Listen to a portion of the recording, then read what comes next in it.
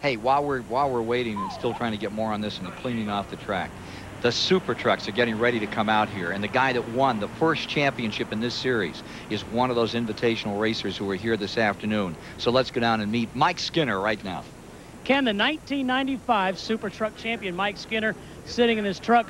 Mike, first of all, great season. Thank you very much. We had a lot of fun.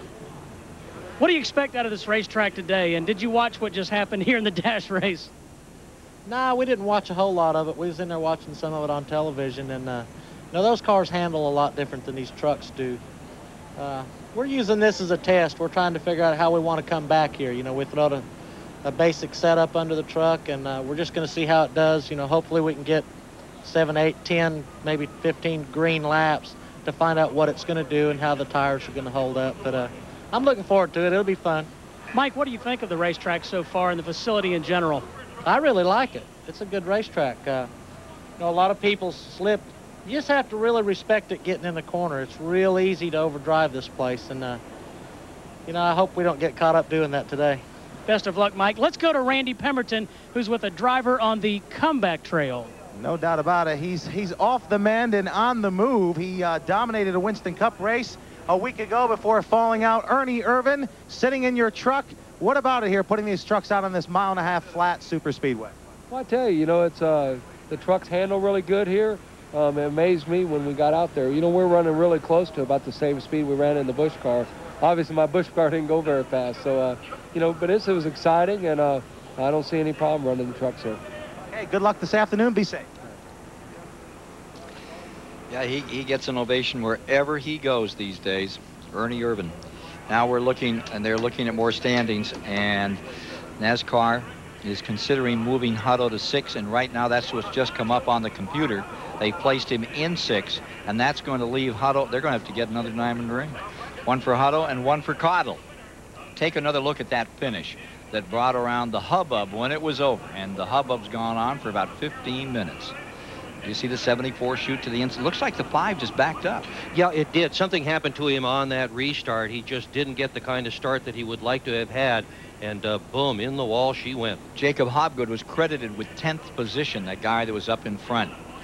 So there you see part of the fountain service at the new motorsports complex here in Homestead, Florida. And right off to its left is what all the folks in town. Ralph Sanchez says, we did it together. The community did it, and the folks out here in the elevator, and it's all local support and so forth. We're going to call that Lake Sanchez for Ralph. And you know, it's one thing to come here and enjoy the physical facility, but for this to have been the first race and to have had it been so competitive all the way through, and to have this dramatic finish not only for the championship but for the race itself, what an inauguration to this speedway. Well, we're getting an official word now. It is down and short. NASCAR moving Hutto to 6, which makes it a tie for the championship for 1995. Hutto will win the tiebreaker, 5 wins, and that was just, 2 wins for Cottle on the season. Camera looking over the 1.5 mile. Homestead Motorsports Complex, and we're getting this word from NASCAR. They're going to wait until this truck event is over, and then they're going to sort out this event. If it ended in a tie in the points, it goes back to most wins on the season, 5-4. 5-4, the decision would go to Hutto over Cottle by that 1 win. Hutto had 5, and Cottle had 4 wins on the 1995 campaign. You can't get them closer than that. You get down to the end of the season and go back to look over the whole year, and you win it by 1 win. Yep. Scored earlier on the season. Boy, that's something. But they haven't made that official. That is not official at this moment. They're still over there in a confab. But that move to 6th place, that seems like it will stand. Stay tuned. Getting a look at the trucks here. They're lined up, sitting on the grid. Well, you know, we've seen these trucks. We saw them in Denver. We saw them at Milwaukee, and that great show up there. And well, here we are in this environment for them. And your thoughts as you look at these trucks come onto a track where they can pull all the speed that they've got to give. Well, that's the real 2,100-foot yeah. straightaway. That's the real concern here is the high speeds. Until today, they have run these trucks only on tracks that are a mile in length or less, and some of their best shows have been on the smaller tracks. And Aerodynamically, these trucks are very, very different than race cars per se. They have aerodynamic lift in the nose when they are at high speed, meaning that the air actually tries to lift the nose off the ground by a few pounds. Not much downforce on the back, nowhere near as much downforce as the race cars had, because what happens is the air hits that big blunt nose, goes right over the top of the roof of the truck, comes down about in the middle of the bed in the back, bounces up and catches about the top 2 inches of the back spoiler. So this is a bit of an aerodynamic experiment to see how they will work at this high-speed new track in Florida. And let's talk about how they're going to line them up for this event, this very special event, to let the super trucks, the Craftsman super trucks, out here and see what they're going to do. For the grid for this race, let's take a look at row number 1. And as we understand it, Mike Skinner is going to, correction, they're going to put Jimmy Hensley into the first row with Ernie Irvin alongside. That's row 1. Hensley, who can drive anything and drive it well, and you know the story of Ernie Irvin and this incredible comeback.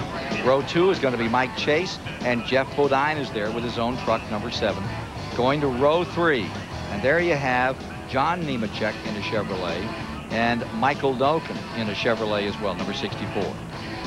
Looking at row 4, this is Rick Carilli. This is this big star from the West out of Denver, Colorado. He's pretty much owned that track out there in Denver. He's run everything. He's won the Winston West. Watch for him today. And Butch Miller, who gave so many great races to this season's success of the Craftsman Series. Butch Miller out of the Midwest. Wonderful to see him run. Then you've got Mike Skinner, the man himself, that won the series title, and Ron Esau has come all the way from California. Give it a shot. Hey, it's going to be fun. The way they've done this lineup, by the way, is they have done it by points, but they've inverted the whole field. Now, all year long, what they've done is take the guy who was fastest and pretty much start him up front. They did a couple of little inversions, but this is the first time that the very best of the equipment has started in the back. That is with the exception of Esau, who is starting absolutely tail end because he is a late entry. Yeah, and that Mike Skinner turned this track at 41.066, 132.372, and there you're riding with Mike Skinner, who was the fastest out here, and they inverted the field. Hey, this is going to be like a short track race on a mile and a half. Wow. Skinner's strong. He won 8 of these races. They've had 20 of them until today. He has won 8 of them, won the most money. He won 4 of the poles this year. He has really dominated the series. And you're riding with Rick Carilli right now as he gets set to go. Carilli has yet to win one of these truck races. He's been close. He was second at Flemington, but has not yet crossed the line in first spot. Toted all the way in from Denver to run this. There you see that Biscayne National Park right off the back straightaway, looking down toward the Key West area. Actually looking toward the ocean here. Just a few miles down the road. The Florida Keys, all the way down to the end of the United States. It's all here at Homestead. Yeah, Homestead, Florida. The crowd keeps pouring in this afternoon. I mean, we started out okay. Well, sold out for tomorrow. I think a lot of people had to work, and they've just flown out of work to get here. Look at this. The place is packed. Yep. And they want to see, because the word is first race Craftsman SuperTruck Series for 1996, Homestead, Florida. From the blimp, there you get a look. Call that a helicopter, call it a blimp. It's still a great shot. All right, we're getting set on this one. This is 25 laps. 25 laps to get this one undergo. Mike Skinner this season defeating Joe Ruttman and Ron Hornaday. Butch Miller wound up 4th in those point standings. And all season long, the excitement in this particular series of NASCAR, brand new series this year, went out to Tucson, ran that great winter heat series, got it off to a bit of a start. But from the moment they cranked them up, time after time sold out. That crowd in Milwaukee, that standing ovation at the end of that race, and I think it was for the entire field. It was so amazing. At Mesa Marin, they sold out. They have set records virtually every place they have run. They ran at Phoenix last weekend, and they drew a tremendous crowd there for their race on Saturday. Huge crowd. And not a bad crowd for the first day here on a Saturday afternoon in Miami. Grand National going to appear tomorrow. They'll decide all of their points, all the point battles, although it's pretty much decided up in front. Johnny Benson is the champion. He's going to move on to Winston Cup, but there's a lot of guys that have said, like Mike McLaughlin, they're going to stay in Grand National at least another 2 years. They're happy there. And from second on back, the points are very much at issue in that Grand National division. Okay, we're getting set to go here. Truck racing's the story right now. We get ready to turn them loose have ourselves some fun with the Super Trucks of NASCAR in their first time on 1.5 miles. Dodge on the pole with Jimmy Hensley. Ford on the outside with Ernie Irvan behind the wheel. And that Dodge can give them fits. That's the Dodge that can really carry the mail on a big track. All right, getting down. Turned them loose. Coming up to speed. Bodine dives right to the inside. Make no mistake about it. And the outside, he's just sort of shuffling around there. Out in front goes Jimmy Hensley with the Dodge in front for the moment. Something unusual with this race is that NASCAR has let several of the teams load the truck with live computers to record data to see what's going on during the running of a race. NASCAR usually doesn't let you have a computer in any sort of race vehicle. Riding with Rick Corelli's, he gives you a view coming around the speedway. The Denver, Colorado driver dives down to the inside. Boy, they pick up the speed on this. Here they are in the main straightaway. Hensley drawing away. Bodine pulls down to the inside on Ernie Irvan for second. Field into one. As they're in an overtake on Jimmy Hensley. Jeff Bodine. Driving his own truck this afternoon, wheels it off and comes after him in the X-side Ford.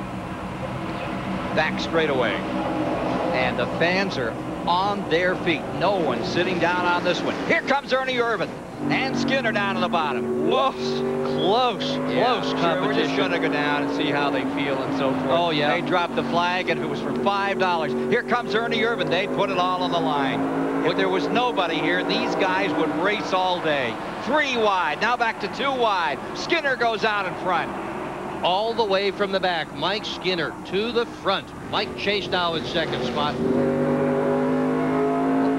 That's what we're used to in this particular series. Ernie Irvan up in there, Mike Skinner, Jeff Bodine.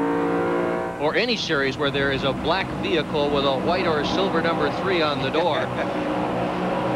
Bodine slipping back now. He's starting counter again. Here he comes. He's under Jimmy Hensley. That little Dodge number 30 at Milwaukee just put on such a show with Hornaday and Skinner. 30 laps they fought. And as I say, at Milwaukee on that mile, an entire crowd stood up as one. And they must have applauded for 5 minutes. It was some performance, and it was an eat your heart out kind of race. There's Butch Miller's number 98. He seems to have found a place. They had 13 different champions from major American racing series, all in the Craftsman Super Truck Series last year. So much great racing talent. When you see Sammy Swindell run against Butch Miller, that's as good as it gets for me. All right, Skinner out in front. Here he comes, leading the pack. Any report of smoke out of the number 1 truck? That's Mike Chase. Scoop Bessel's machine. He was one of the originators of this truck series. 3 of them got together and decided we ought to race trucks. Then they realized that NASCAR could really do it right and handed it to NASCAR. Oh, yeah, there's that smoke. Bessel's, Jim Venable, Dick Landfield, all part of the original group that began this truck series. Jeff Bodine on the low side now, getting it done. Butch Miller in the 98 car. That's the same car, or same truck. Sorry, truck. Oh, wow. Skinner comes across in first. Bodine is second. Ernie Irvan up to third. And back comes Jimmy Hensley with that Chrysler. I tell you, they are having one good time. But they've had a good time wherever they've gone this year. It's been good, close racing, but everybody's had a lot of fun, too. It's been an interesting experience to throw so many diverse racers together in a single series, and everybody has gotten along just fine. Nobody's punched anybody else in the nose at all. Oh, I'm not so sure about that. There have been some moments. You get Joe Ruttman and you get Swindell, and they may put a black flag out on that number 1. When the PJ drove throughout the season, looking like it's having some problems, getting some smoke out, and they don't want to grease this one up. Jimmy Hensley pulls up on Ernie Irvan in a battle for third. The NASCAR SuperTrucks taking a good hard look, and there's that number 30. Ford versus a Dodge. Yep. And that number 30 with Jimmy Hensley. Anybody wants a driver, they turn to Jimmy Hensley. He is the journeyman driver of NASCAR these days. Put him in a Winston Cup, put him in a Grand National, put him in a SuperTruck, put him in anything, and he'll bring you home a race car, or he'll give you a race. And that truck is absolutely loaded with electronics. The engineers from Dodge were here all morning wiring that truck up. It had so much stuff on it, even the crew chief couldn't list everything that they're monitoring during the running of this race. Rick Corelli pulling up on Butch Miller in that crowd a little further back. You see Butch Miller. Now Rick Corelli just eased on back, takes another look from the inside. Rick Corelli, whose car owner owns that Denver National track, Colorado National, and they packed it. They had, what, 15,000. They're trying to add 7,000 or 8,000 seats in there for the SuperTrucks to come back in 1996. Big success in Colorado. Wherever you go, you find truck country in the United States, and this NASCAR SuperTruck Series seems to fill the bill. Rick Corelli in 7th spot. Remember, he made a run in the Winston Cup for Rookie of the Year. Fell short, but he's been a Winston West champion, been champion of that track in Denver. Beautiful 3/8. It's one of those tracks that has one of those where you can take two different sets. You can take a high groove, which is almost a different bank from the low set. Take your choice, you can fly there. Ernie Irvan running in 4th spot. And nobody is sitting down. I think the mere fact that Ernie Irvan elected to come down here and give it a go with that number 28. And people are, he is just so much a part of NASCAR racing today. His phenomenal comeback. And the last runs of the season, wasn't it fun to watch him with Earnhardt? Earnhardt treated him with respect. He knows about this one, I think. And Earnhardt wasn't kidding. He was trying to beat Irvan in that last show, but he waited on him because he figured that he might not see him in the blind spot. Well, Irvan says he knows exactly where people are on the left side of that truck. He's got a little mirror on the side of it. He uses a pair of glasses that gives him very good depth vision. He said, hey, from your helmet back, nobody can see back there. No one has eyes behind their head. And Ernie Irvan is very insistent he has as good peripheral vision as everybody else. He says he hears trucks beside him. He can feel them. He has a spotter up there. He says he is no more of a handicap here than any other driver. The only driver with eyes in the back of his head in the last decade has been Earnhardt. And he has the wide, and seriously, he sees a camera almost behind him move, drives him nuts. Hey, let's get down to Randy for just a moment. Well, I just want to make an update on Ernie Irvan's truck. Speaking to him just before we interviewed him before he rolled off. Have a little trouble talking today. Been a long day. But Ernie Irvan said the body on this truck has not been massaged. Now, these trucks, they do have templates. They have to fit the standard configuration of whether it's a Dodge or a Ford or a Chevy. Bernie said the body is not necessarily massaged. So as we see Skinner and Jeff Bodine pulling away from this pack behind, we see that aerodynamics already making a difference in the truck series as well. So they do massage these bodies, and this is not one of the better ones. Kind of a short track truck for Ernie. Caution is out. Caution's coming out. Caution is out. Mike Skinner leading. Bodine is second. Ernie Irvan third. Hensley fourth. We'll take a quick break and be right back. Butch Miller is in 5th, and then following in 6th is Nemechek, followed by Carilli. Doken back there behind him, and Ron Esau. We'll take a quick break and then be back with you with more of the SuperTruck first showing at the Homestead Motorsports Complex.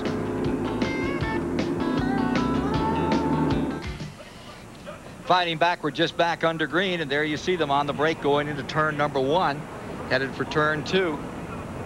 Ernie Irvan was up on the top, and they shuffled that one in a hurry. Into the back straightaway. We can pick up on those leaders. It's Jeff Bodine in the lead. He has not yet won in this truck series. Got 2 seconds, but no wins. There's Butch Miller in the 98. Crowding the bottom, running them 2 wide. Wide open, picked up the speed by about 25 miles an hour over the Dash Series cars. Here's Skinner on the outside. The same truck, the number 98, that won in Erie, Colorado. Miller got done with that win and spun the truck, did a 360 right in front of the grandstand, and they did love it. Butch Miller, that gray vest, is taking a wide line in there, follows him in as they race it hard down into turn number 2 and out into the back straightaway. Here comes Ernie Irvan under Skinner in the 28. Ernie Irvan back up into 3rd. Bodine, Miller. Then Skinner and Irvan continue their own war. Yeah, look at the dent in the right front fender of Irvan's truck. He has come into contact with somebody. Lean on me is the grand old song here. And I'll bet it was Skinner, because they were running awful close together. having a great time. That's the postcard from Miami these guys will be sending home. Wish you were here. 175 miles an hour, feels great. Look at Skinner in the number 3, pushing it right through the corner. Now we've got the official word on the decision from that Goodies Dash Championship race. Here it is. Hutto will get 6th position. That's 6th place in the race, and he wins on a tiebreaker, 5-4 over Cottle. Cottle 4 wins, Hutto 5 wins. Hutto is the Goodies Dash champion for this year. Another memorable title back in 1961. A couple of folks from up in New York State. Billy Wimble, number 33, and Dick Nephew from Plattsburgh, New York. They went at it right to the end of the season. And in those days, they didn't have a tiebreaker situation. They called them co-champions, Billy Wimble and Dick Nephew. They're still arguing up there about that one. Let's go down to Steve Burns with some very happy people. Ken, with a young and emotional NASCAR champion, the youngest NASCAR champion ever, David Hutto. Congratulations. You're right, it's emotional, you know. I'm glad we could do it. First of all, I'd like to thank God, you know, if it wasn't for him, I might not get started back going across the white flag. But I'd like to thank Shell Fire and Ice, also ETD, and Gateway Shell, and Jan and Mike Moore. They've worked with us. Shell has been working with us all year, and Jan and Mike Moore, they've been working with us for this race, and they've done a great job, got us plenty of exposure for this race, you know. My dad, he's great, you know, if it wasn't for him, I couldn't be racing either, you know.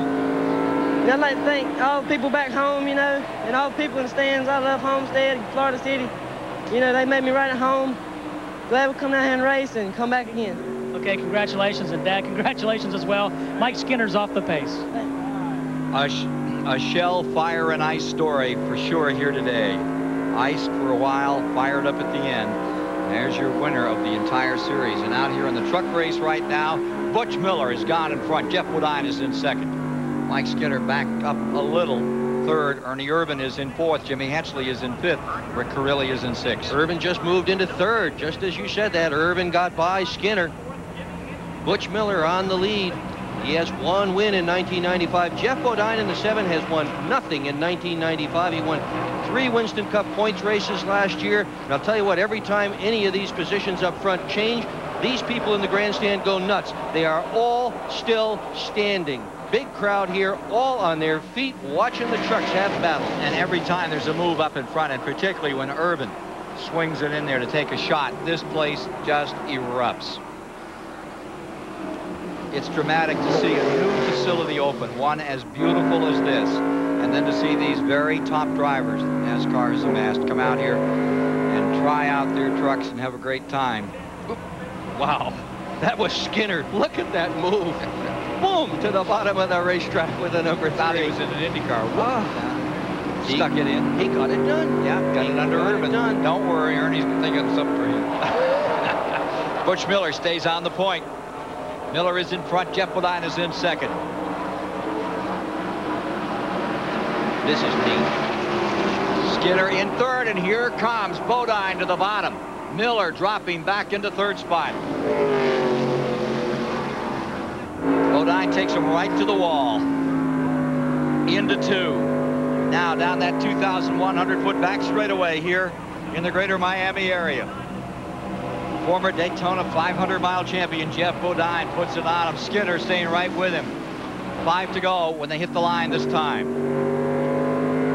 Maybe we shouldn't say hit when they're running that close. Yeah. They are so close out there. They are going to come out, every one of them smiling.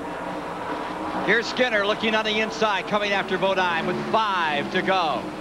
Yeah, but Bodine moved down to protect that bottom, and he got it done. Held Skinner off. Ernie Irvin line 4th. Looks to the inside. Playing bumper tag at over 170, 75 miles an hour out here. Hensley in the Dodge has faded. I shouldn't say faded. He is in there. Hensley in the Dodge is 5th. Look at this battle for the lead. Skinner ready to put the bumper on him. Oh, look at this. I want to come through. How do you do? Knock, knock, who's there? Skinner's the name. This is not good for concession stand sales at Homestead. Jimmy Hensley lies 5th with that Dodge. Corelli is back in 6th. You can see see those hoods fluttering around. That's the aerodynamic lift that they are experiencing here. Air trying to lift the nose of the trucks off the ground, about 75 pounds of lift for most of them. For these guys, we've said it so many times, but I think it is what makes this sport so great. If there was no one of these grandstands and it was for 25 bucks and they could bring their trucks in and everything's even, they might go out doodle running around. They end up racing and loving it. They just never lose that spirit. They're a very special breed, and thank God that they're at a point now in this racing. Look at Bodine coming back on Skinner with 3 to go, with the money where it is, and continuing to increase year after year in NASCAR. Oh, Skinner to the inside, sliding to the inside. Yeah, look at cost this. Him a little. And Butch Miller. And look at Ernie Irvin. He threw one on and made Miller lift or take the wall. How did you do? Wow. Michael Doken in the 64 has pulled out. Yeah. Maybe he just wants to watch this thing in. I don't blame him. Oh, look at this. There's Bodine. And if you think he's going to give an inch to Skinner right now, seen Bodine racing modified years ago. There's no give in him. He's going to stay there if he can.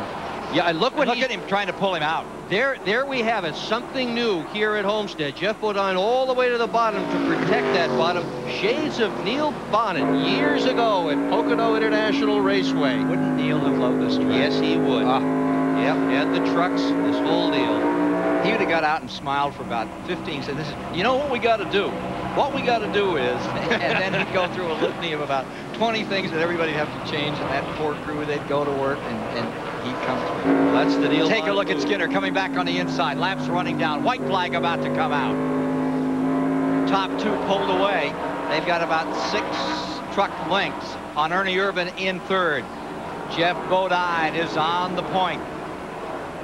Slotted in second. There you see the 1995. Zoo! Just wanted to see how that wall felt out there. Brush it off a little. Skinner there. And here comes Irvin. I think they both hit it. I think they both touched the wall. I'm pretty sure Bodine creased it. Coming down, checkers about to fly. The NASCAR SuperTrucks coming to the line. They're going to open their season on this 1.5 miles. That's the word we get. And here comes Skinner trying to push him out. Crowd is on their feet and screaming. To the stripe, Jeff Bodine, Skinner, Ernie Irvin, Miller, Jimmy Hensley, Rick Corelli across the stripe. Hey, that was fun. John Nemechek finished himself 7th. We'll take a break and be back with some closing thoughts this afternoon from the great Homestead Motorsports Complex.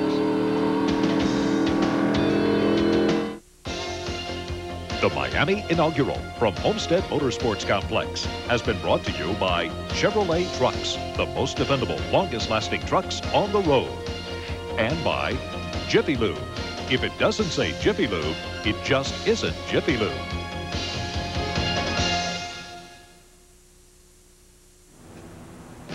Welcome back, everybody, to Homestead. Jeff Bodine, the winner. What a battle with Mike Skinner, Jeff. Yeah, sure was. We've had a few of them this year, and this time we came out on top. We're glad for Exide, for Ford, F-150, for Tandy Tucker Salsa, LA West Vans, Bosch, Napa. You know, we wanted to win a race in this series before the year was over. Yeah, we know this isn't a points race. Yeah, everybody wasn't here, but we still won, and it feels just as good. Yeah! Way to go, Jeff. Let's go back to Ken Squire. If you think he feels good, think about Rock Hill, South Carolina tonight, where they're going to be celebrating the championship of David Hutto, who came home first in the point battle, one of the most dramatic finish of any NASCAR series. Take a look at these results, Dick, and your thoughts here today. Well, Jeff Bodine needed that win, Ken, every bit as bad as so many communities in America need a racetrack like this one. What a big day. Well, it's over for this afternoon. It's been an exciting day of racing at a brand new facility that's going to change the way many Americans feel about motorsports. On behalf of Randy Pemberton and Steve Burns, Dick Berggren alongside, I'm Ken Squire. We hope you've enjoyed the first day of racing at the Homestead Motorsports Complex. And American racing thanks you, Homestead.